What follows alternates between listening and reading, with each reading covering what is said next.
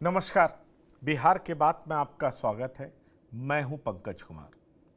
RJD की हार की वजह क्या है, और इस बात का जवाब सिर्फ मैं नहीं मांग रहा हूं, दरअसल आरजेडी के कार्यकर्ता भी मांग रहे हैं। और यही बात रोहिणी आचार्य भी अपने घर में मौजूद रह करके अपने भाई से, अपने पिता से जानना चाहा। और रोहिणी आचार्य के साथ क्या हुआ उसका गवाह मैं तो था नहीं, लेकिन जिस तरह से रोहिणी जवाब मांग रही हैं और उसके बदले में वो जो कह रही हैं, जो आरोप लगा रही हैं, मुझे लगता है आरजेडी के लिए नहीं, लेकिन लालू परिवार के लिए उससे भी ज़्यादा चिंता का सबब है। सवाल ये उठता है कि इतनी बड़ी हार की जिम्मेदारी कोई ना कोई तो लेगा ही ना। और अगर इतनी बड़ी हार की जिम्मेदारी कलेक्टिव है तो सवाल ये उठता है कि सेनापति की जिम्मेदारी क्या है। सवाल ये उठता है कि सेनापति के इर्द गिर्द जो चाणक्य हैं उनकी जिम्मेदारी क्या है। ये ऐसे सवाल हैं जो कई आरजेडी के लोग, कार्यकर्ता, नेता जो नाराज हैं, वो इस सवाल का जवाब जरूर चाह रहे हैं। पर इससे इतर भी एक कहानी है। अगर पार्टी की हार हुई है तो इस हार के समय क्या वैसे लोगों को अपना मुंह बंद नहीं रखना चाहिए था जो कि आरजेडी का अपने आप को हितैषी करार देते हैं। यह सवाल रोहिणी आचार्य के लिए भी है कि अगर पार्टी की हार हुई, उनके भाई के नेतृत्व में हार हुई, अगर इसके लिए संजय यादव जिम्मेदार थे या इसके लिए रमीज जिम्मेदार थे, तो क्या ये उचित फोरम पे चर्चा नहीं होनी चाहिए थी। और इस सब वाकये के बीच लालू प्रसाद चुप क्यों रहे, इस सब वाकये के बीच राबड़ी देवी क्यों चुप रहे, अंदर की कहानी क्या है, लालू परिवार में इतना बड़ा फूट कैसे हो गया, कल 4 बहनें घर क्यों छोड़ने के लिए तैयार हो गई, उनको जाना पड़ा, मजबूर हो गई। बहुत सारी ऐसी कहानी है। लेकिन इस सब के बीच आरजेडी आज एक बैठक बुलाती है और हार के लिए जिम्मेदार किसी घटक दल को नहीं ठहराती, बल्कि हार के लिए जिम्मेदार सरकार के उस फैसले को ठहराती है जिसके तहत जीविका दीदी को, महिलाओं को 10,000 रुपए दिए गए। दरअसल चुनावी प्रोसेस जब शुरू है तो उस सब के बीच सरकारी पैसे दे करके क्या वोट को इन्फ्लुएंस किया जा सकता है, और इससे वोट इन्फ्लुएंस हुआ है क्या? आरजेडी मानती है कि ये एक ऐसा पैसा था जिसने पूरे चुनाव को इधर से उधर कर दिया, पलट दिया। इसका जिम्मेदार ईसी है, इलेक्शन कमीशन को इसको रोकना चाहिए था। इन सारी बातों पर हम चर्चा करेंगे कि दरअसल उस रात लालू प्रसाद के घर में हुआ क्या, रोहिणी घर छोड़ने को विवश क्यों हुई, किसने रोहिणी को कहा कि गंदी औरत तुम घर छोड़ करके चले जाओ, आखिरकार रोहिणी इतनी विवश क्यों हो गई, और सारी बहनें भी बाद में विवश होकर के घर छोड़ने के लिए तैयार हो गई। बहुत कुछ है जिसकी हम चर्चा करने जा रहे हैं, क्योंकि आरजेडी के लिए मुश्किल घड़ी है और मुश्किल घड़ी में भी सभी बहनों का साथ तो चाहिए। पर ऐसे मौके पर सारा ठेकरा भाई पर ही फोड़ा जाएगा तो आखिरकार क्या एक फैमिली एकजुटता के लिए भी ये सही था क्या? इन सब बातों पर चर्चा करेंगे, लेकिन पहले हम आपको सुनाते हैं रोहिणी आचार्य ने क्या कुछ पूछा है, कहा है, उसके बाद और नेताओं ने क्या कहा है, फिर हम शुरू करेंगे चर्चा। मेरा कोई परिवार नहीं है।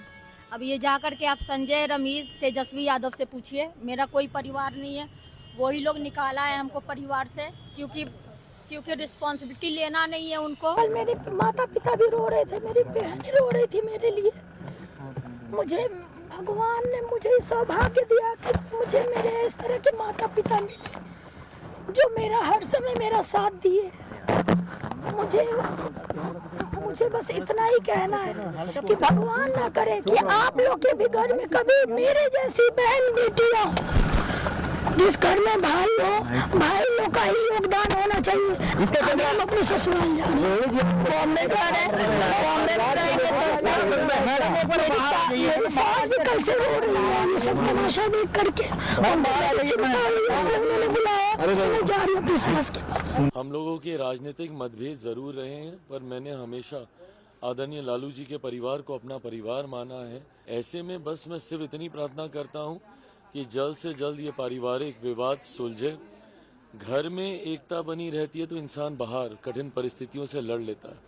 बट सवाल पूछने पे आपको घर से बाहर निकाला जा सकता है, ये कहीं ना कहीं उस मानसिकता का परिचायक है जिस जंगल राज के लिए पूरा शासन जाना जाता था।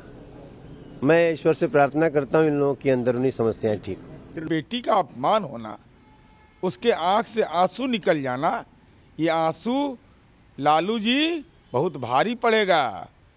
राजनीति के धृतराष्ट्र मत बनिए, आप उस घर के अभिभावक हैं। बोलिए कौन गुनाहगार है? हर माँ पिता कोई भाई चाहेगा कि रोहिणी जैसी बेटी, रोहिणी जैसी बहन सबको मिले। हमारी भी बहन राबड़ी देवी रही हैं, बहुत सारा हम भी प्रताड़ना झेले हैं, लेकिन हम अपने बहन के खिलाफ कभी आज तक एक शब्द भी नहीं बोला है। लेकिन जो सुनने में आया है, जो लोग बोल रहे हैं, ये गलत है, ठीक नहीं है। वो हमारी भांजी भी है और घर की बेटी भी है, बिहार का भी बेटी है। उसके साथ जो है व्यवहार, अगर कोई भी अगर इस तरह का व्यवहार किया है तो गलत है, तरीका ठीक नहीं है। अब हम पूरा नाम नहीं किसी का हम ले सकते, ना बोल सकते हैं, लेकिन विचार मंथन करने की जरूरत। ये जब विधायक जीत के आते हैं तो तय करते हैं, जिस पार्टी की जीतेंगे उस पार्टी की तय होती है कि कौन बनेगा नहीं बनेगा, तो विधायक के द्वारा तय होता है। लेकिन ये लोग तो अपने विधायक अभी गाछे कटहर उठे तेल, पानी में मछलियाँ नौनो गिरिया, हिस्सा लगा लिया, ये लोगों ने अपने में बन गया, बांट लिया। तो जनता भी देखती है ना कि क्या हो रहा है। तो बहुत सारा चीज फैक्टर है, लेकिन मैनेजमेंट का भी दोष है। टिकट बंटवारे में भी जो लोग गलती किया है उसका परिणाम है। छापा, ठीक है, हम अपने ऊपर तो ले लेंगे, मेरे पिता पे क्यों छापा? ऊपर से हम आके उनसे बोलने आए, उसी समय उन्होंने गार्ड्स बुलाया है, मुझे मारा है, उसके बाद बाहर निकाल दिया है। मेरा फोन था जिसमें एविडेंस है वो भी छीन लिया, और उसके बाद मुझे मारा है। उसके बाद ये सारा बॉडीगार्ड सब देखते रहता है। किसने मारा? राबड़ी देवी ने खुद मारा है हमको, सर पे मारा है, बाल खींच खींच के मारा है, पैर में चोट है। मेरा कोई परिवार नहीं है। अब ये जा करके आप संजय, रमीज, तेजस्वी यादव से पूछिए, मेरा कोई परिवार नहीं है। वही लोग निकाला है हमको परिवार से, क्योंकि रिस्पॉन्सिबिलिटी लेना नहीं है उनको। पूरा दुनिया बोल रहा है जो चाणक्य बनेगा, तो चाणक्य से आप सवाल पूछिएगा। जब कार्यकर्ता चाणक्य से सवाल कर रहा है, पूरा देश दुनिया सवाल कर रहा है कि पार्टी का ऐसा हाल क्यों हुआ। अब जब संजय, रमीज, इन लोग का नाम लीजिए तो आपको घर से निकाल दिया जाएगा, आपको बदनाम किया जाएगा, आपको गाली दिलवाया जाएगा, आपके ऊपर चप्पल उठा करके मारा जाएगा। तो आपने सुना, एक बहन अपने भाई के खिलाफ जबरदस्त तरीके से आवाज़ उठा रही है। और दरअसल ये पहली बार नहीं है जब कहते हैं ना कि घर फूटे गंवार लूटे। और किस तरीके से बीजेपी ने इस पूरे मसले को बताने का प्रयास किया है कि पहले ऐश्वर्या राय के साथ ऐसा हुआ, फिर रोहिणी आचार्य के साथ ऐसा हुआ। और नीरज कुमार जेडीयू प्रवक्ता ने तो बहुत साफ कहा कि लालू जी राजनीति का धृतराष्ट्र मत बनिए, आपको जवाब देना होगा। और रोहिणी आचार्य घर की बेटी है, उसके साथ इस तरह का दुर्व्यवहार कोई बर्दाश्त नहीं करेगा। साधु यादव कहाँ चुप रहने वाले थे। साधु यादव ने कहा कि मेरी लाख लड़ाई हुई, लेकिन कभी भी मैंने अपनी बहन के खिलाफ एक शब्द नहीं बोला, यानी राबड़ी देवी के खिलाफ। जो कुछ रोहिणी के खिलाफ हुआ है वो बिल्कुल अच्छा नहीं है और इसका जवाब देना होगा। आखिरकार कोई दूसरा कैसे इस बात को तय कर सकता है। गुस्सा साधु यादव के अंदर भी बहुत है, गुस्सा आपने देखा तेज प्रताप यादव के अंदर भी बहुत है। आखिरकार क्या कुछ चल रहा है, इसकी चर्चा तो हम करेंगे। हम चल रहे हैं आप लेकर के आपको सीधा अपने मेहमानों के पास कि आरजेडी एक बुरे दौर से गुजर रही है। हमारे साथ दीपक कुछ गवे जी हैं, राजनीतिक विश्लेषक, आपका बहुत स्वागत है। हमारे साथ पंकज भारतीय भी हैं, वरिष्ठ पत्रकार, आपका भी बहुत स्वागत है। और हमारे साथ आलोक वत्स जी भी हैं, आपका भी बहुत स्वागत है। दीपक कुछ गवे जी, ये सारा कुछ जो सामने आ रहा है, रोहिणी को हार का हिसाब चाहिए। रोहिणी पहले भी संजय यादव और रमीज के खिलाफ बोलती रही हैं। पहले संजय यादव के खिलाफ बोली हैं, अब रमीज को भी उन्होंने साथ इंक्लूड कर लिया है। क्या परिवार में इस तरह की लड़ाई जो गाहे बगाहे सामने आती है, इसको ये मान लिया जाए कि तेजस्वी का नेतृत्व इन लोगों को पसंद नहीं है, इसलिए उनके साथ में जो लोग रहते हैं उस पर ये समय समय पर आक्रमण करते हैं? देखिए पंकज जी, जिस तरह की ये घटना हुई है, घटना अभी भी बदस्तूर जारी है, आरोप प्रत्यारोप जारी है। इसमें बहुत लोगों ने रोहिणी को का सपोर्ट किया है। शिवानंद तिवारी ने भी कह दिया है कि आप धृतराष्ट्र मत बनिए और आप पिता है, और शायद वो आरजेडी से नाता भी तोड़ रहे हैं। शिवानंद तिवारी, आपने इनका भी नाम लिया, नीरज जी का भी नाम लिया। हाँ, मगर सबसे अच्छा बयान दिया चिराग पासवान ने। कहा कि मेरी बड़ी फैमिली है और इस फैमिली को अंदर में सुलझा लेना चाहिए। बड़ी एक जो फैमिली के बीच की लड़ाई है उसको सड़क पर नहीं लाना चाहिए। मगर अब सड़क सड़क क्या, चारे चौहद्दी पे ये मामला गूंज चुका है। देखिए, दरअसल रोहिणी आचार्य और संजय यादव, रमीज आज आए इधर। 2-4 दिन से जब से घटना हुई तो रमीज की चर्चा हो रही है, रमीज के बारे में लोग बता रहे हैं। ये लड़ाई उस समय से अंदर से भड़क गई थी, हालांकि ज्वालामुखी फटा नहीं था, जब राज्यसभा संजय यादव को भेजा गया था। और उस समय रोहिणी यादव चाहती थी कि वो राज्यसभा जाएं, ये स्पष्ट है, और ये मैं आधार पे बोल रहा हूँ। उसके बाद जब उन्हें समझा कर कहा गया कि आपको छपरा में लड़ा दिया जाएगा, तब वो मामला थोड़ा दबा था। संजय यादव जिस तरह से पार्टी को चला रहे थे, उसमें वो इग्नोर भी कर रहे थे लालू के फैमिली को। और मुझे तो लगता है कि लालू प्रसाद ऐसी शख्सियत जो पॉलिटिकल विजार्ड है, जिसकी पॉलिटिक्स की चर्चा अभी तक है, वो अस्वस्थ है, तब भी वार अगर होता है तो लालू प्रसाद यादव पर ही हर एक पार्टी का वार होता है, क्योंकि वो पॉलिटिक्स को, बिहार के पॉलिटिक्स को और अपनी पार्टी की पॉलिटिक्स को समझते हैं, और उन्होंने ही आरजेडी बनाया। अब जहां तक ये बात चली, और संजय यादव, अब आप मान के चलिए तेज प्रताप क्यों बाहर निकाले गए, कोई स्पष्टीकरण आया कि इस वजह से मैंने उन्हें बाहर निकाल दिया।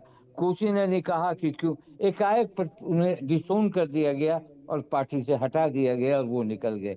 ये भी लोगों को समझ में नहीं आया कि आखिर वजह क्या थी। ठीक है, वजह हो सकती है जो उनका फोटो वायरल हुआ जिस तरह से, मगर इतना बड़ा, इतना कठोर निर्णय लेना, मुझे लगता है कि कहीं ना कहीं ये एक सोची समझी रणनीति थी।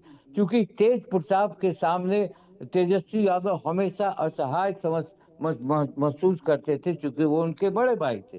तो ये जो खटोला चला इन लोगों का चारों तरफ, ये चला संजय यादव और तेजस्वी यादव।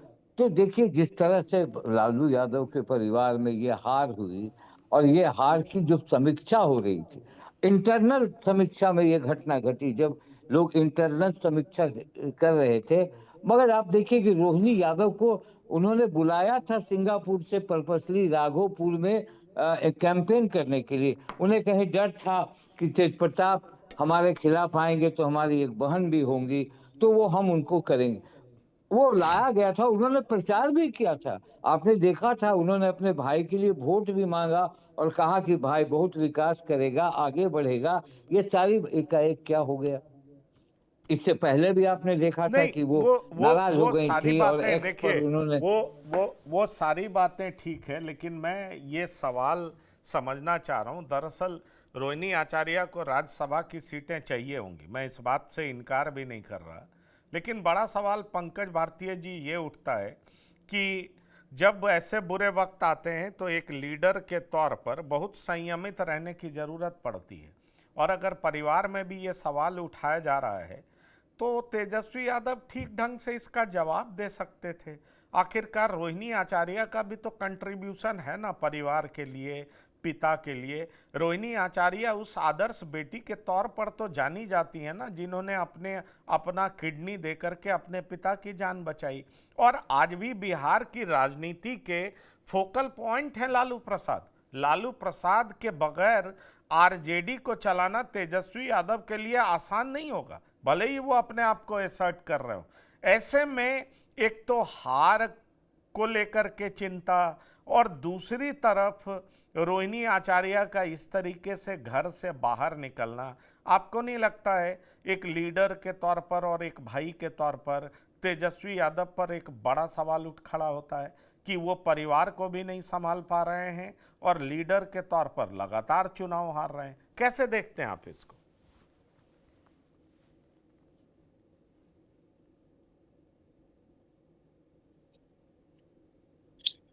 पंकज जी, आपके सवाल के दो पहलू हैं।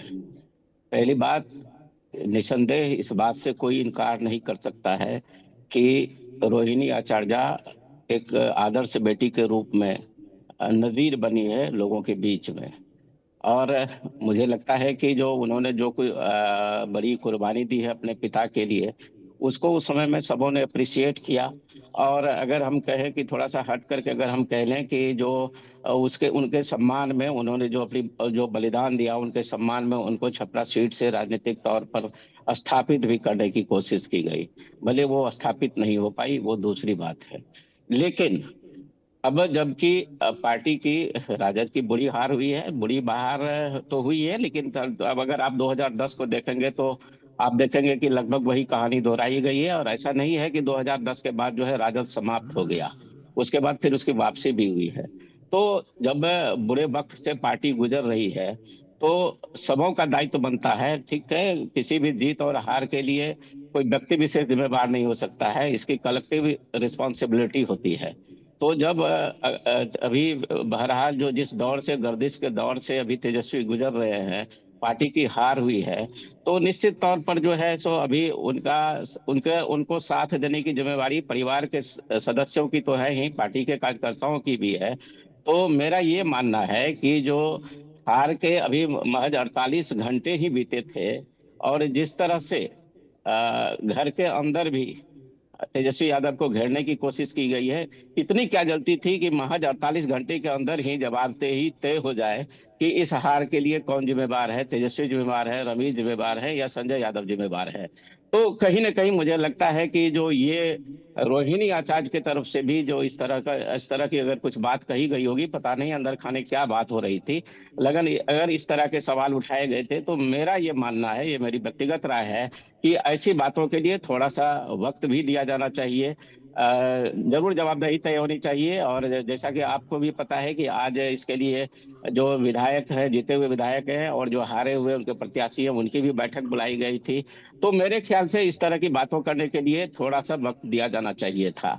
और निश्चित तौर पर इसका सीधा जो है, आपने जो सवाल किया है, तो मेरा जवाब यही होगा कि निश्चित तौर पर ये पूरा जो घटनाक्रम है, तो ये जो है कहीं ना कहीं जो है सो तेजस्वी यादव की छवि को निश्चित तौर पर नुकसान पहुंचाएगा।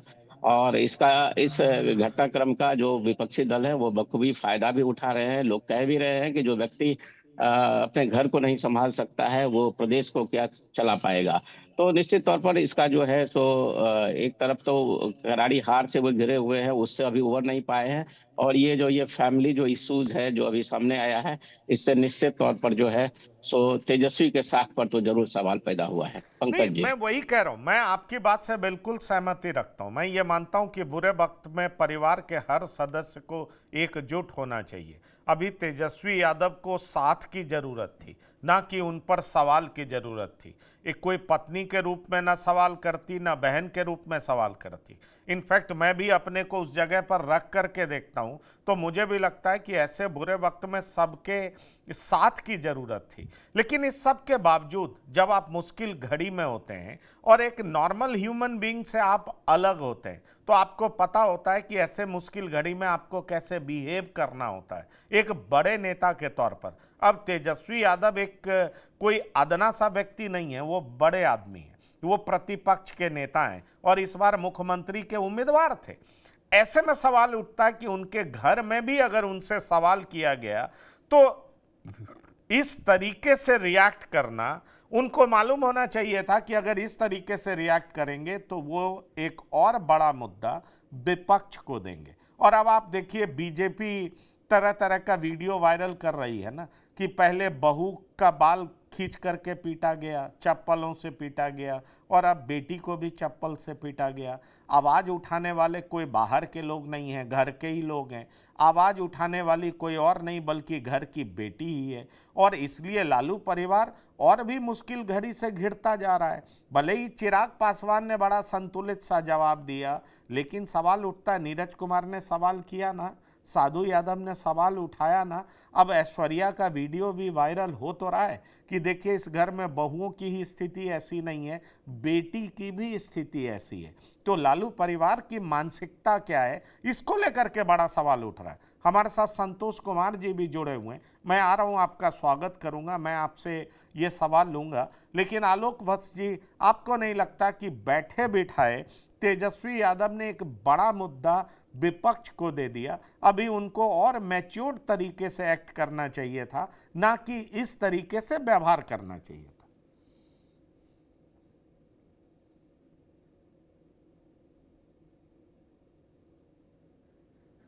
अनम्यूट करिए, अनम्यूट करिए। विपक्षी दलों की जबरदस्त हार हुई है, वरना यूं कहिए कि नेस्त नाबूद हो गए हैं लोग। नहीं, पर यहाँ तो परिवार की भी हार हो रही है ना। हार जीत तो राजनीति में लगा रहता है। अटल बिहारी लाल कृष्ण आडवाणी कितनी बार हारे, हार करके सिनेमा देखने जाते थे पुरानी दिल्ली में। ये कौन सी बात होगी? कभी लालू प्रसाद जबरदस्त जीतते थे, वो मजाक करते थे कि ये देख लो मत पेटी से जिन्न निकला है। और मुझे तो तब भी याद आता है आलोक वत्स जी, उन्होंने पूरे बिहार में चुनौती दे करके, ज्वाइंट बिहार था, 52 लोकसभा की सीटें थी, 51 जीत गए थे। एक केवल बेगूसराय कांग्रेस जीती थी, कृष्णा साई 51 जीते थे। ऐसा लगता था जैसे लालू प्रसाद के सामने दूसरा कोई नेता ही नहीं, और सारे विरोधी एक साथ थे।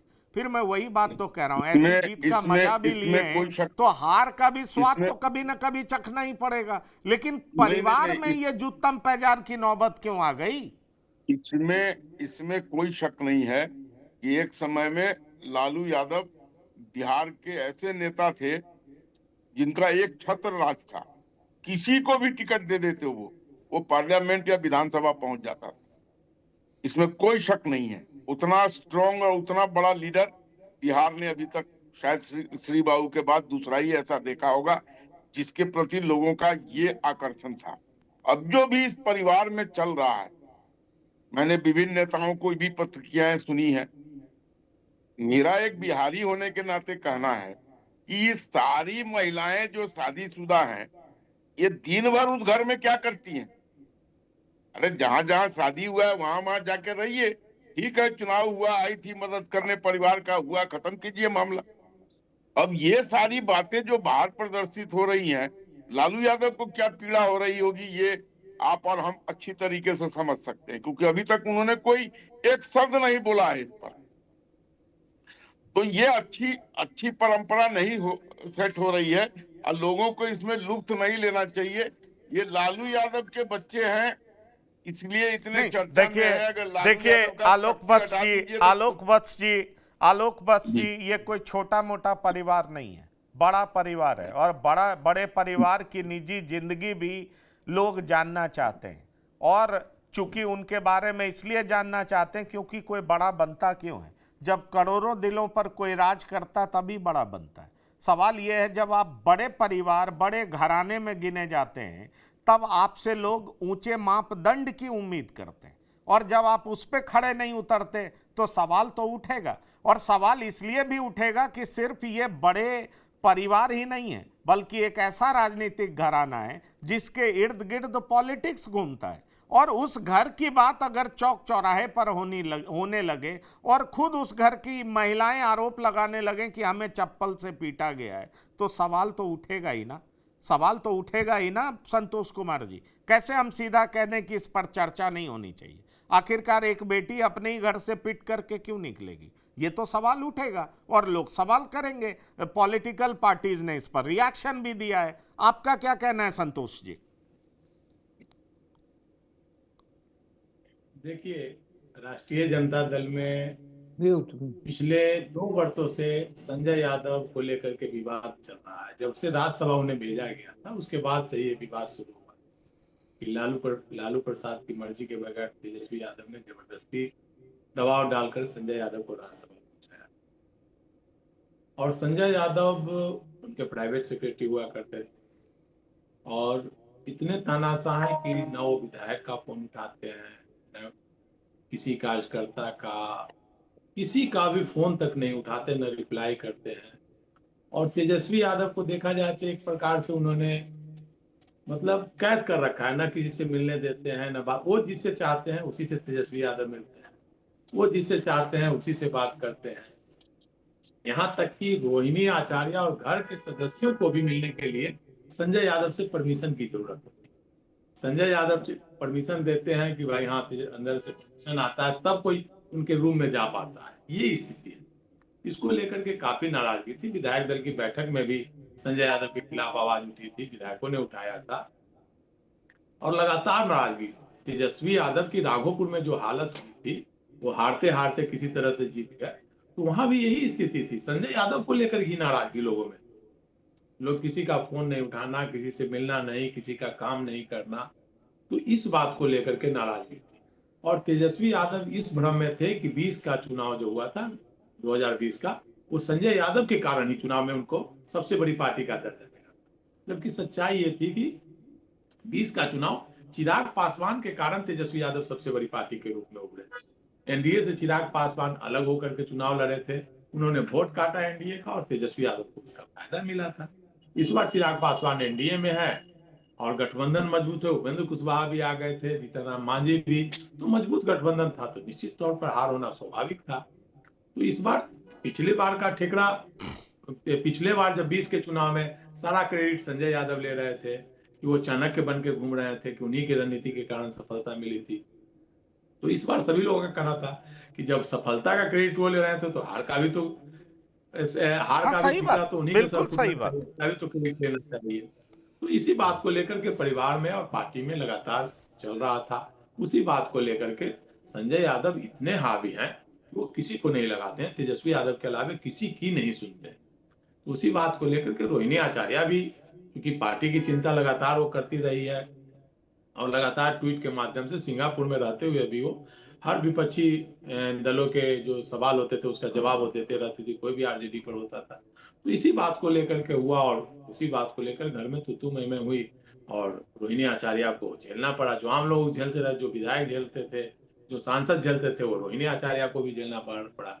रोहिणी आचार्य ही नहीं, सारी बहनों को झेलना पड़ा, सबको कल घर छोड़कर जाना पड़ा। स्थिति ये हो गई, सभी को घर से बाहर जाना पड़ा। नहीं, पर देखिए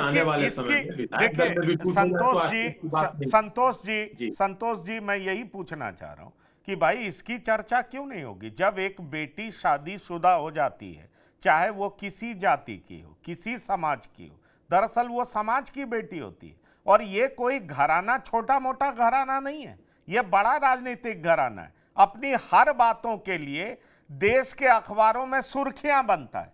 तो सवाल यह है कि जब आप अच्छी बातें करें तब हेडलाइंस में आए, और जब आपके घर से कोई बुरी खबरें आएंगी तो क्या वो सुर्खियां नहीं बटोरेगा? क्या उसकी चर्चा लोग नहीं करेंगे? क्या वो सोशल मीडिया पे नहीं चलेगा?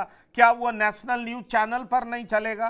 कौन इस बात से इनकार कर सकेगा? दरअसल जब रोहिणी आचार्य के बयान को सब सुनना चाहते हैं, रोहिणी आचार्य को आदर्श बेटी के तौर पर देखना चाहते हैं, और जब एक आदर्श बेटी के साथ ऐसा सलूक होगा और वो भी आरोप उस पर लगेगा जो कि मुख्यमंत्री का उम्मीदवार हो, तो ये जनमानस से जुड़ा हुआ सवाल कैसे नहीं है? ये तो जनमानस से जुड़ा सवाल है और लोग तो इसकी चर्चा करेंगे ही। आप क्या कहते हैं? निश्चित तौर पर रोहिणी आचार्य को आज सुनने के लिए बिहार ही नहीं पूरे देश के लोग रोहिणी आचार्य को सुनना चाहते हैं। रोहिणी आचार्य के प्रति एक सिंपैथी है और रोहिणी आचार्य ने खुद ट्वीट किया, खुद मीडिया के सामने आकर के बात कही। ऐसा नहीं कि कोई सूत्रों के हवाले से ये खबर चलाई जा रही है या चर्चा हो रही है। रोहिणी आचार्य खुद बोली मीडिया के सामने, खुद ट्वीट कर रही है, खुद सारी बातें बता रही है, तभी तो आज चर्चा हो रही है और लोग सुनना चाह रहे हैं, देखना चाह रहे हैं। आज के दिन में 2 दिनों से अगर कोई न्यूज सबसे ज्यादा देखा जा रहा है और सुना जा रहा है तो रोहिणी आचार्य का ही न्यूज है। इसका मूल कारण यह है कि रोहिणी आचार्य को जब तक वो लालू प्रसाद यादव को किडनी नहीं दी थी, उनका राजनीति से कोई लेना देना नहीं था। वो यहाँ आती भी नहीं थी। यहाँ तक कि तेज प्रताप की शादी में भी वो शादी से 2 दिन पहले आई थी और कोई बहुत ज्यादा वो बाहर रहती थी, अपना वो परिवार के साथ, बच्चों के साथ वो रहती थी। वो तो लालू प्रसाद जी ने उन्हें बुला करके चुनाव लड़वाया, नहीं तो उनकी राजनीति में कोई इंटरेस्ट नहीं थी। विधानसभा चुनाव में भी उन्हें बुलाया गया, तेजस्वी के राघोपुर तक में उन्हें प्रचार के लिए भेजा गया 2-2 दिन। तो ये स्थिति है। तो आज रोहिणी आचार्य पर चर्चा होगी ही और वही आज सब लोग जानना चाहते हैं। एक एक बच्चा, एक एक महिलाएं, देश का एक एक नागरिक, सब कोई जानना चाहते हैं कि क्या मामला है। हालांकि अभी तेजस्वी यादव या संजय यादव की तरफ से या लालू परिवार की तरफ से और कोई रिएक्शन नहीं आया है, कोई रिप्लाई नहीं आया, केवल रोहिणी आचार्य का आया है। इस पर तो चर्चा होना स्वाभाविक है। और आप जान लीजिए, चर्चा यही नहीं, विधायक दल की बैठक जब आरजेडी की होगी उसमें भी होगी। और संजय यादव को अगर किनारे नहीं किया तेजस्वी यादव ने, संजय यादव को अगर आगे करके लड़ेंगे तो आरजेडी विधायक दल में भी टूट हो सकती है। आप ये बात जान लीजिए। विधायकों में बड़ी भी बात कह नाराजगी रहे है हैं इस बात को आप, लेकर। बड़ी बात आप कह रहे हैं। मैं आपसे ये सुनना चाहूंगा, आरजेडी विधायक दल में भी टूट हो सकती है। वो कौन से विधायक हैं जो संजय यादव के खिलाफ मोर्चा खोल सकते हैं और तेजस्वी यादव के खिलाफ जा सकते हैं? अगर तेजस्वी यादव संजय यादव के लिए अपनी बहनों से लड़ सकते हैं, अपने भाई को अलग कर सकते हैं, 4-4 बहनें एक साथ घर छोड़ सकती हैं, तो विधायक में ऐसे कौन लोग हैं जिनके पास इतनी ताकत है कि वो संजय यादव के खिलाफ विधायक दल की मीटिंग में मोर्चा खोल दें? जरा मैं ये जानना चाहूंगा संतोष जी। देखिए, अभी विधायक दल की मीटिंग में मोर्चा नहीं खोलेंगे, लेकिन सवाल जरूर उठाएंगे। पिछले बार भी संजय यादव बड़े ताकतवर थे, लेकिन विधायक दल की बैठक में कई विधायकों ने आवाज उठाया था कि भाई संजय यादव फोन नहीं उठाते हैं, तेजस्वी यादव से मुलाकात नहीं होती है। विधायक दल की बैठक में सवाल उठाया था जब बहुमत साबित होने के लिए बात हो रही थी, जब नीतीश कुमार शक्ति परीक्षण कर रहे थे। उस बैठक में लगभग 1 दर्जन से ज्यादा विधायकों ने सवाल उठाया था। लालू प्रसाद ने इस पर संजय यादव को डांटा भी था। तो उस समय तेजस्वी यादव फिर संजय यादव के पक्ष में खड़े हो गए थे कि हाँ, हमको इन्होंने बताया था, व्यस्तता के कारण हम नहीं टाइम दे पाए थे। आप जान लीजिए, इस बार भी विधायक लोग ये बात जरूर रखेंगे और तेजस्वी यादव को अपना दरवाजा खोलना पड़ेगा। और भाया संजय यादव अगर विधायकों से बात करेंगे तो आप जान लीजिए, भारतीय जनता पार्टी और जनता दल यू आरजेडी विधायकों को तोड़ने में पीछे नहीं रहेगी। और निश्चित तौर पर आप जानिए, अगर रवैया नहीं बदला तेजस्वी यादव का और संजय यादव अगर बात करेंगे, डायरेक्ट विधायकों से नहीं मिलेंगे, आम लोगों से नहीं मिलेंगे, तो इसका नुकसान आने वाले समय में निश्चित तौर पर होगा। खबर ये है कि राघोपुर में इतनी क्लोज विक्ट्री जो हुई है और चुनाव से पहले लोग बहुत नाराज थे, उसकी बड़ी वजह इंजीनियर सुनील सिंह।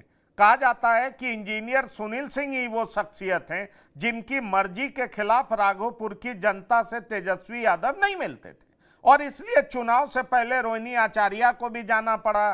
चुनाव से पहले रंजन यादव हैं, उनसे डायरेक्टली लालू प्रसाद को बात करनी पड़ी और लालू जी अगर बात नहीं किए होते तो बात नहीं बनती। कहा यह जा रहा था कि जिस तरीके से यादव समाज 2010 में शिथिल हो गया था, उसी तरीके से प्लान कर रहा था कि 2025 में भी हम एग्रेसिव पोलिंग नहीं करेंगे। और चूंकि राकेश रोशन जो कि बद्रीनाथ सिंह के पोते हैं, वो बीजेपी में शामिल हो चुके थे, इसलिए अब ट्रायंगुलर फाइट नहीं होगा जैसा पिछले चुनाव में हुआ था और इसका खामियाजा तेजस्वी यादव को भुगतना पड़ेगा। चूंकि पूरा लालू परिवार राघोपुर में पहुंच गया, जो पुराने कार्यकर्ता वफादार हैं उनसे मिलने लगा, 1-to-1 कनेक्शन बिठाने लगा और उसका परिणाम हुआ कि इतने क्लोज मार्जिन से जीत पाए। क्या मैं सही बोल रहा हूं संतोष जी? फिर अन्य पैनलिस्ट के पास जाऊंगा। निश्चित तौर पर राघोपुर में तेजस्वी यादव संकट में थे और 2-3 लोगों के कारण, एक तो इंजीनियर सुनील हो गए, दूसरे संजय यादव हो गए, तीसरे सुभाष यादव हो गए।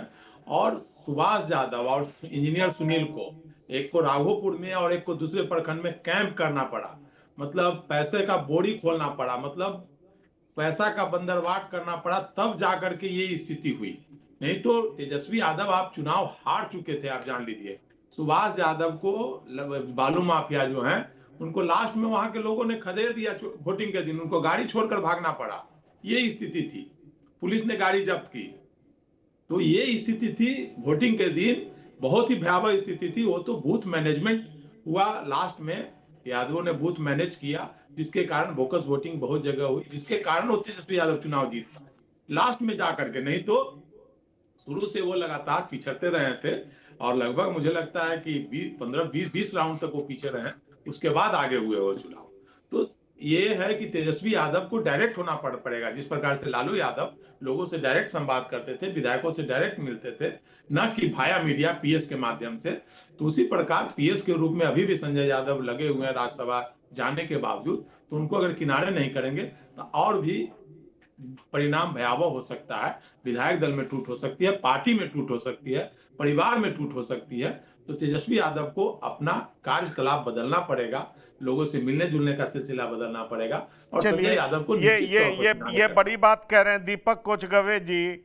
अब देख लीजिए कि किस तरीके से पार्टी के पुराने नेता भी सवाल उठाने लगे, शिवानंद तिवारी भी बोलने लगे, राजनीति के धृतराष्ट्र मत बनिए। बड़ा सवाल यह है कि एक ऐसा नेता लालू प्रसाद जिसको लेकर के वो अनवर अली कहते थे ना, राम भक्त बजरंगबली और लालू भक्त अनवर अली, उनका पब्लिक कांटेक्ट ऐसा जबरदस्त होता था जो उनके संपर्क में होता था। ऐसे भले ही परसेप्शन हो कि वो फला जाति विरोधी हैं, फला जाति विरोधी हैं, लेकिन 1-to-1 कनेक्शन उनका इतना जबरदस्त होता था कि वो विरोधी जाति का व्यक्ति भी उनसे कभी अलग नहीं होता था। और यही वजह है कि आज तक लालू प्रसाद के ज़्यादातर दोस्त उनके संपर्क में भी रहे, उनसे टूटे नहीं हैं। लेकिन मैन टू मैन मैनेजमेंट में क्या तेजस्वी यादव इस कदर पिछड़ रहे हैं कि उनकी अपनी बहन से ही संपर्क टूटता जा रहा है और वो इतना खराब हो रहा है कि बहन को मीडिया में आना पड़ रहा है?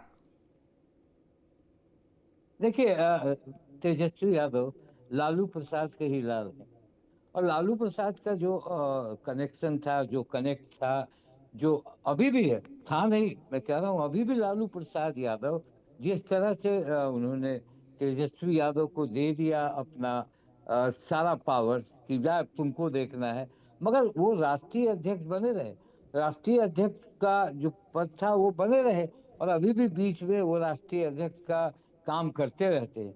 मगर जिस तरह से लालू ने अपनी विरासत बनाई और कभी आपको क्या बताना, आप तो जानते ही होंगे कि लालू यादव किस तरह से गरीबों के बीच चले गए, उसके यहाँ चले गए और रात में 12 बजे भी किसी को फोन करके एक कॉमन आदमी से बात कर ली कि वहाँ क्या हो रहा है जरा शांत कराओ।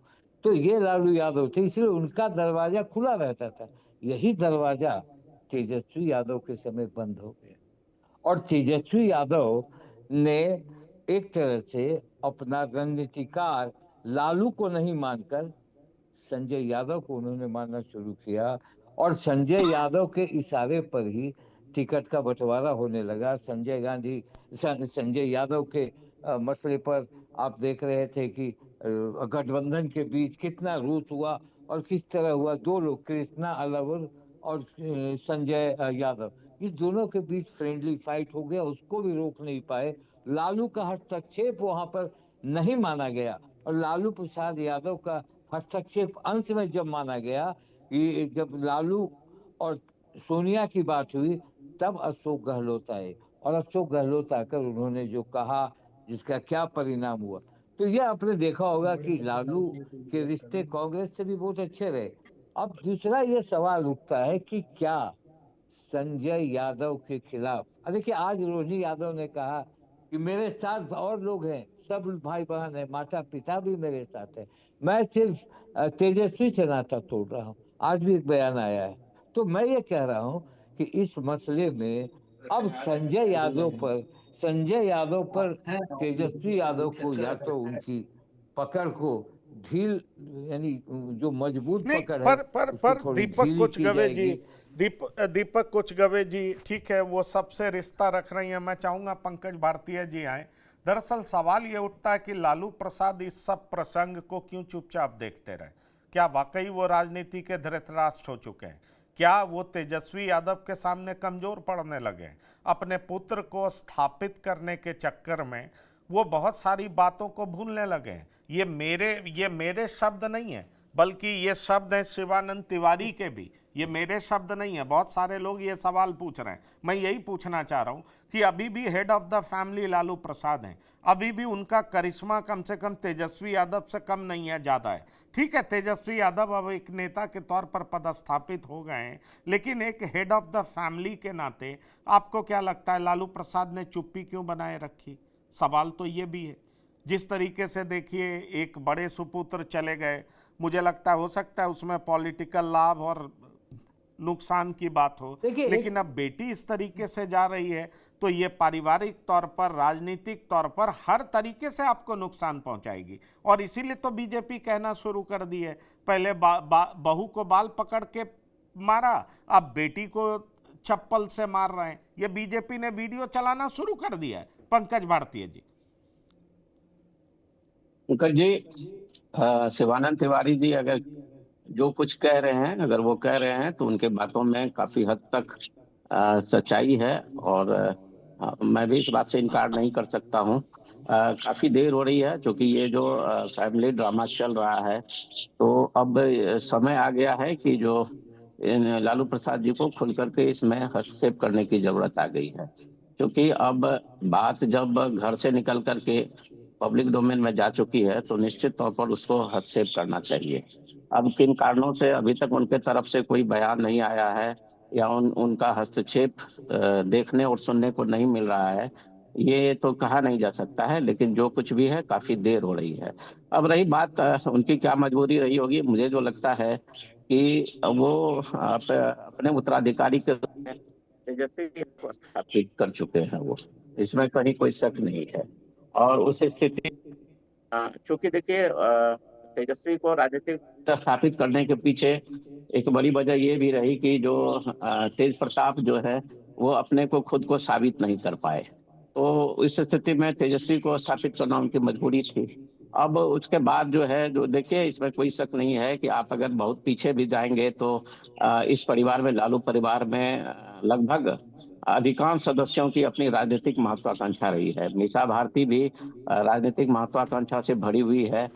बीच के समय में उनके तरफ से भी कई तरह की बयानबाजी हुई थी, लेकिन जब से वो सांसद बनी है तो अभी चुप्पी साधे हुए हैं। और रही बात रोहिणी आचार्य की, तो आप देखे होंगे कि जो अब इस बात से आप इनकार नहीं कर सकते हैं कि जो रोहिणी आचार्य की अपनी राजनीतिक महत्वाकांक्षा नहीं है। राजनीतिक महत्वाकांक्षा नहीं होती तो वो चुनाव नहीं लड़ती छपरा से। और उसके बाद जब टिकटों का वितरण हो रहा था, तो उस समय भी कुछ इस तरह का असंतोष रोहिणी आचार्य की तरफ से व्यक्त किया गया था। तो उस स्थिति में ये तो लगता है कि रोहिणी आचार्य का भी अपना राजनीतिक जो है सो महत्वाकांक्षा रही है, और वो इस चुनाव में शायद ना पूरी हो पाई हो। उसकी भी एक वजह है, जैसे कि मुझे पता है कि जो इस तरह परिवार के अन्य सदस्यों को इसलिए नहीं तरजीह दी गई कि एक बड़ा आरोप जो लालू परिवार पर लगता रहा है परिवारवाद का, उससे वो मुक्ति पाना चाह रहे थे। लेकिन ओवरऑल जो भी स्थिति दिख रही है लालू परिवार की, तो उसमें अब बहुत देर हो चुकी है। और अब तो मान लिया, जब शिवानंद तिवारी अब कह रहे हैं कि राजनीतिक दृष्टा नहीं बनी है, तो मेरे ख्याल से अब लालू प्रसाद को सामने आना चाहिए। और अब चूंकि बहुत देर हो चुकी है, अब डैमेज कंट्रोल का समय आ गया है। जी पंकज जी।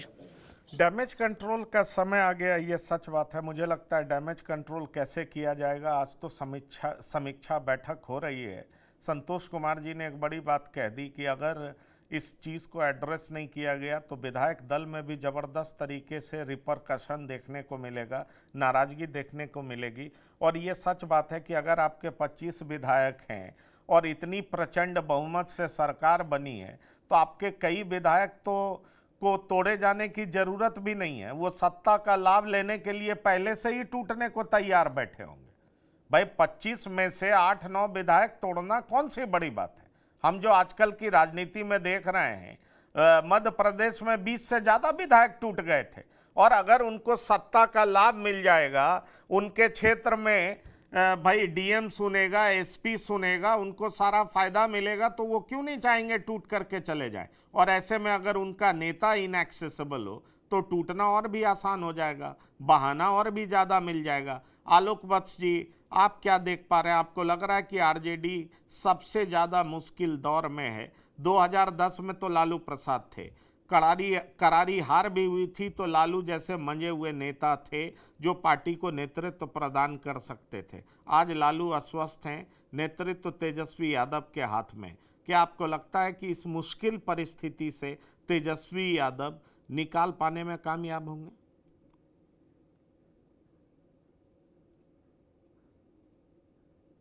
अनम्यूट करिए। हाँ पंकज जी, बहुत से प्रश्न, जटिल प्रश्न मैं कहूंगा, आप पूछ भी रहे थे और आपने उसका उत्तर भी दे दिया है।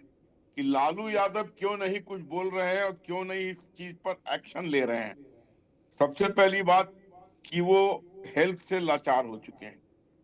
आप उनकी देखिए किस तरीके से वो चलते हैं, उठते हैं, बैठते हैं, और उन्होंने सोचा कि तेजस्वी को मैं ये रोल सौंप दूंगा तो ये आसानी से उसके ऊपर बैठ जाएगा। और पिछले चुनाव में जिस तरीके से तेजस्वी यादव को सीटें आई थी, लगभग सरकार बनाने से वो चूक गए थे, उससे लगा कि वो एस्टेब्लिश्ड हो चुके हैं। लेकिन अभी जो मैं सुन रहा हूं और जिस तरीके की बातें हो रही हैं, तो मुझे कांग्रेस के राहुल गांधी भी याद आ रहा है कि बहुत से एमपी ने और बहुत से स्टॉलवर्ट लीडर ने कांग्रेस छोड़ा कि भाई हमको तो राहुल गांधी से मिलने का ही समय नहीं मिलता है, हम महीनों महीनों लगे रहे, हमको मिलने ही नहीं दिया गया। तो यहाँ भी जिस तरीके की बात सुन रहे हैं कि साहब वो संजय यादव ही सारा चीज कंट्रोल कर रहे थे और ये तेजस्वी यादव अगर उनके इजाजत से किसी को मिलते नहीं थे, तो लालू यादव का ये स्टाइल नहीं था। लालू यादव तो मास लीडर बने और मास के साथ वो बैठे रहते थे वहां पर। जाड़े के दिन में आग के पास लोगों का झमघट लगा रहता था। एकाएक मूड में आया तो कहे चलो गाड़ी निकालो, और चले गए किसी सलाउद्दीन के यहाँ, किसी राम के यहाँ, किसी पासवान के यहाँ। तो he was a mass leader और लोगों ने उसको आइडेंटिफाई किया कि हमारा इज्जत को ऊपर बढ़ाने वाला, बड़ों के सामने हमको समकक्षी बनाने वाला अगर कोई नेता हुआ है बिहार में तो लालू यादव था। चलिए, इसमें भी कोई शक नहीं है चलिए कि वो उन्होंने इस काम को किया। लेकिन अब जिस तरीके का उनका स्वास्थ्य है और जिस तरीके का घर में ये सारी लड़ाइयां हो रही हैं, ये अच्छे संकेत नहीं है राजद के लिए या उनके परिवार के लिए। नहीं, ये बात तो आप कह रहे हैं अच्छे संकेत नहीं है। संतोष जी, संतोष कुमार जी, मैं आपके पास आना चाहूँगा। पार्टी का प्रोस्पेक्ट आप कैसा देख रहे हैं? ये तो सच बात है ना कि तेजस्वी अब एस्टैब्लिश्ड लीडर हैं। तेजस्वी या तो अपना व्यवहार बदलें, और नहीं तो जो कहा जा रहा था कि जेडीयू खत्म हो जाएगी, जेडीयू फिर 80 से ज़्यादा सीट पर पहुंच गई और आरजेडी 25 पर सिमट गई। पहले नेता भले ही लालू प्रसाद थे तो वो अपनी बुद्धि से पार्टी को फिर से बड़ी कर लिए, पर अब तो नेता तेजस्वी यादव है। तेजस्वी यादव को लालू प्रसाद बनना पड़ेगा। कोई ऐसा सीन आप देख रहे हैं क्या? कुछ इस तरह की बात आप आगे देख पा रहे हैं क्या? क्योंकि आपने बहुत बड़ी बात बोली कि बड़ी मुश्किल से सुभाष यादव और इंजीनियर सुनील को मशक्कत करनी पड़ी और राघोपुर जीत पाए तेजस्वी यादव। तो इतने बड़े नेता को अपनी सीट जीतने के लिए इतनी मशक्कत करनी पड़ी हो, तो पार्टी को बचाने के लिए क्या कुछ करना पड़ेगा, खास तौर पर तब जब अब परिवार का साथ भी टूटने लगा है, छूटने लगा है। देखिए ऐसी बात नहीं है, राजनीति में कुछ भी असंभव नहीं है। 2010 के चुनाव में इससे भी कम सीट आई थी आरजेडी को। उस समय राबड़ी देवी चुनाव हार गई थी, राघोपुर से ही मुख्यमंत्री रहते हुए चुनाव हार गई थी राबड़ी देवी। तो उसके बाद 15 का चुनाव आया, नीतीश जी गठबंधन में आ गए और फिर आरजेडी सबसे बड़ी पार्टी बन के उभर गई। 20 के चुनाव में चिराग पासवान के कारण बड़ी पार्टी बन के उभर गई। तो ऐसा नहीं है कि 25 सीट आ गया तो राष्ट्रीय जनता दल खत्म हो गया, मतलब कमजोर जरूर पड़ा है। जब तक उधर विपक्षी पार्टी मजबूत है, एनडीए गठबंधन बहुत ही मजबूत गठबंधन है, इस कारण ये आरजेडी की हार हुई। जिस दिन एनडीए गठबंधन कमजोर होगा, नीतीश कुमार या भारतीय जनता पार्टी में कुछ अनबन होगा या लोक जनशक्ति पार्टी, कोई पार्टियां उनसे हटेगी, अगर फिर तेजस्वी यादव के साथ गठबंधन होगा तो फिर ये सत्ता में आएंगे, फिर मजबूत होगी। जिस प्रकार से नीतीश कुमार पिछले बार तीसरे नंबर की पार्टी हो गए थे, इस बार दूसरे नंबर की पार्टी हो गए, डबल सीटों का इजाफा हुआ। कारण एक ही था कि पिछले बार चिराग पासवान इनके खिलाफ कैंडिडेट दिए थे, इस बार उनके साथ थे। तो गठबंधन की राजनीति है, गठबंधन की राजनीति में कोई भी आगे बढ़ सकता है और खत्म राजनीति में कोई खत्म नहीं होता है। नीतीश कुमार कई बार खत्म होते होते फिर उभर कर आ गए, लालू प्रसाद भी कई बार खत्म होने के कगार पर रखकर फिर उभर कर आ गए। वो बात संतोष जी मैं ये कह रहा हूं, मैं खुद मानता हूं कि आरजेडी कैसे खत्म होगी, लेकिन सवाल पॉलिटिकल स्किल का है, राजनीतिक कौशल का है। अगर आप लोगों के लिए एक्सेसिबल नहीं होंगे तब तो आपको खत्म होना पड़ेगा ना, फिर तो लोग आपसे जुड़ेंगे नहीं, भागने लगेंगे। जो लोग भी बाउंस बैक किए हैं वो एक्सेसिबल हैं, लोगों से मिलते हैं, और जो लोग बाउंस बैक नहीं कर पाते हैं उसकी बड़ी वजह यही होती है कि वो इनएक्सेसिबल होते हैं। जो आरोप राहुल गांधी पर कई कांग्रेसी नेताओं ने लगाया है, वही आरोप अब आरजेडी में भी लगने लगा है, परिवार के लोग लगा रहे हैं। आपको नहीं लगता कि ये कोई बढ़िया साइन नहीं है? निश्चित तौर पर तेजस्वी यादव को अपना दरबार गेट खोलना पड़ेगा आम लोगों के लिए, जिस प्रकार लालू प्रसाद के समय खुला रहता था। और सलाह मशवरा जो है केवल एक व्यक्ति से नहीं लेना होगा, सभी लोगों से लेना होगा, पार्टी के सभी लोगों से सलाह मशवरा करके निर्णय लेना होगा। लालू प्रसाद भी निर्णय लेते थे, निर्णय खुद ही लेते थे, लेकिन सभी नेताओं के, पार्टी के नेताओं से विचार विमर्श करते थे। रघुवंश प्रसाद सिंह से, जगदानंद सिंह से, रमई राम से, और सभी नेताओं के, पार्टी के नेताओं से विचार विमर्श करने के बाद निर्णय लेते थे। उनकी कई बातें भी, 2-4 बातें मानते थे, लेकिन 90% अपनी बातें मानते थे। लेकिन आज हो गया है तेजस्वी यादव का, जो संजय यादव कहते हैं वही करते हैं, बाकी किसी की बात नहीं सुनते। इसके कारण आरजेडी का नुकसान हो रहा है। तेजस्वी यादव को अपना कार्य बदलना पड़ेगा, कार्य प्रणाली में बदलाव लाना होगा, लोगों से मिलना पड़ेगा, लोगों से विचार विमर्श करना पड़ेगा, लोगों के बीच जाना पड़ेगा। ठीक है, चूंकि समय सीमा की समाप्ति की ओर है, ये डिबेट इंटरेस्टिंग हो रहा था। आप एक लाइन में कुछ कहना चाहते हैं तो कह दीजिए आलोक जी। अभी की जो परिस्थिति में जेडीयू अगर निशांत को भी वापस ले आके पदस्थापित करती है तो उसको भी बिहार की जनता मान लेगी, ये मैं आपको बता रहा हूँ। अच्छा, चलिए, ये तो देखना पड़ेगा। पर सवाल यही है कि आरजेडी की मीटिंग आज हुई और मीटिंग में रोहिणी चर्चा में नहीं थी, आरोप किसी भी तरीके से किसी घटक दल पर नहीं था। एक ही बात कही गई कि ये 10,000 रुपया जिस तरीके से लोगों को दिया गया, इलेक्शन कमीशन क्यों चुप रहा? ये 10,000 ही वो वजह है जिस वजह से ये तमाम सारी मुश्किलें आई हैं, पार्टी की इतनी करारी हार हुई है। आरजेडी में चिंता इस बात पर जाहिर की जा रही है कि इलेक्शन कमीशन क्या अपनी जिम्मेदारी से मुंह फेर रहा है। इलेक्शन कमीशन कोर्ट भी माफ करिएगा, इलेक्शन कमीशन के खिलाफ पार्टी कोर्ट भी जा सकती है। चलिए, इस विशेष पेशकश में, खास पेशकश बिहार की बात में पंकज भारतीय जी, आलोक बस जी, दीपक कुचगवे जी, संतोष कुमार जी शामिल होने के लिए बहुत बहुत धन्यवाद और शुक्रिया। तो इस खास पेशकश में इतना ही। ताज़ा तरीन खबरों के लिए आप लगातार देखते रहिए TV9। धन्यवाद, नमस्कार।